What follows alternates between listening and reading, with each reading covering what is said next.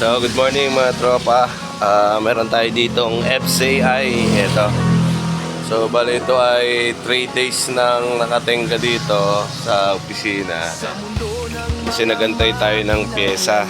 So, umorder tayo ng fuel pump nito mga tropa. Ito, naisalpak ko na yung fuel pump. Dinala ko nakapag-video mga tropa nung in-install ko. So, kasi yan, pasensya na, maingay, nasa tabi ako ng kalsada. Kasi kailangan ng gamitin ito nung may-ari. So, share ko lang sa inyo yung nangyari sa akin dito sa fuel pump na to. So, ito mga tropa ay replacement. So, aftermarket lang natin kinuha ng customer. So, nangyari nito, nung na-install ko, ay hindi pa rin siya umandar mga tropa. So umuugong yung pump niya, mahina lang. So ito yung nangyari dyan.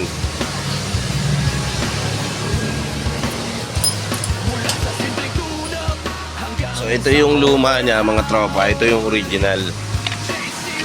Ito yung original na pump. So nangyari dito is yung sa bago mga tropa, ang naka-coding niya dito is yung una niya is negative, positive, negative, tapos positive.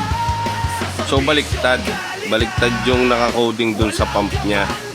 Yung pagkaka-install nung bago na fuel pump, baliktad yung wiring. So unless na dapat itong positive dito dun sa bago. Ito yung luma mga tropa, ganyan talaga yung lagay niya. So dun sa bago, itong nakalagay dito sa positive na una is negative. So tinanggal ko yung pump niya, saka itong dalawang wire dun sa bago, direct ako sa battery.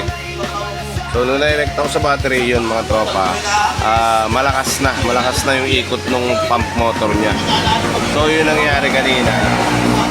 So yun ay hindi ko na rin napansin na ganun yung coding niya. Siyempre kasi bago, salpak natin.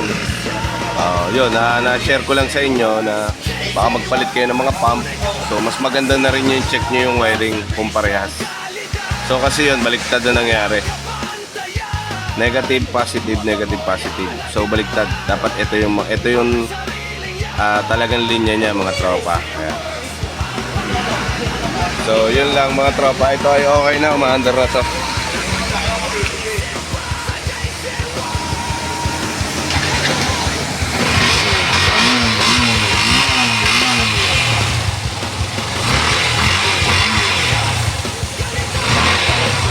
So kulang lang din to sa supply ng ground mga tropa ito. So naglagdag tayo ng wire ito. Negative.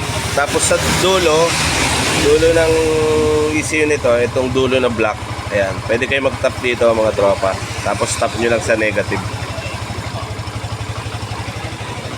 So yun lang mga tropa, share ko lang tong FCI na to, yung naging problema niya. Nagana na rin ang gauge niya, anak. Walang laman eh. So dito lang pag nag-install kayo mga tropa, dyan sa ilalim. So tepa na lang natin tong ibang wires. Kasi nag-tap ako kanina rito, naghanap ako ng linya, nag-bypass ako para malaman natin kung may problema na ba yung socket. So okay naman yung socket. So yun lang mga tropa, share ko lang tong FCI natin ito.